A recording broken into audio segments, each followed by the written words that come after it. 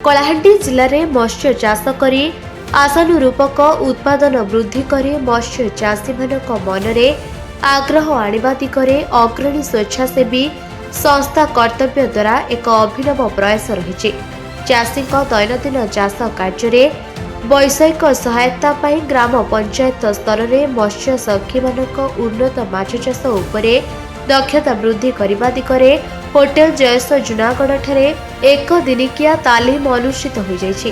कार्यक्रम में 30 रु ऊर्ध्व मत्स्य सखी योगदान करी माछ चाषर विभिन्न दिगरे श्री बिरंची नारायण राउत अवसर प्राप्त अतिरिक्त मत्स्य अधिकारी तालीमार्थी मानकु ज्ञान प्रदान करी निजस्व समृद्धकरण पाई सर्कीकुड़ा पोखरी रे प्रदर्शन करा जायतिला, जेउथिरे समस्त मत्स्य सखी आग्रह प्रकाश करी निजको प्रदर्शन कार्य नियोजित करथिले।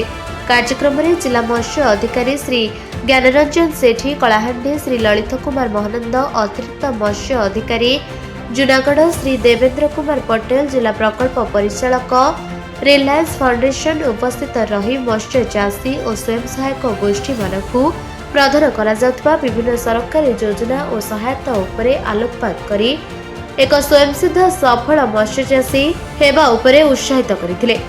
श्री निराकार दंडसेना प्रकल्प संयोजक कार्यक्रमटी को संयोजना करथिबा बेले श्री विकास चंद्र चंडी, रविंद्रनाथ बेहेरुक, सदानंद भोई और माधवी माझी प्रमुख सहयोग करथिले। कलाहांडी जिला प्रतिनिधि रत्न बाग रिपोर्ट, निरपेक्ष न्यूज।